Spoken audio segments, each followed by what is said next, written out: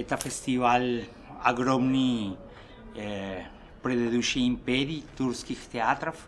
Это представляет спектакль, который очень занимает большое место в мире и который почти никто не знает на Западе. Это большая возможность. Меня смотреть уже третий раз на Русь и смотреть спектакли из Турции, из Казани, вообще из всей России.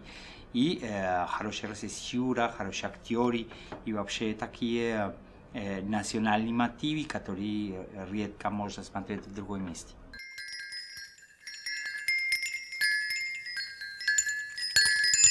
Для нас это, во-первых, новые знакомства, во-вторых, это какой-то стимул, в-третьих, это нечто новое, которое, в общем-то, нас движет вперед. То есть, когда видишь своих коллег, когда привозят новые какие-то работы, и когда ты видишь, как дышит театральный мир, естественно, в голове что-то происходит, и ты тоже стараешься достигнуть тех высот, которые, в общем-то, достигли твои коллеги. И я считаю, что вообще фестивали — это очень полезные штуки. И если государство заботится о своем народе, то, естественно, театр — это одна из тех ключевых фаз, которые должны быть всегда живыми и в напряжении.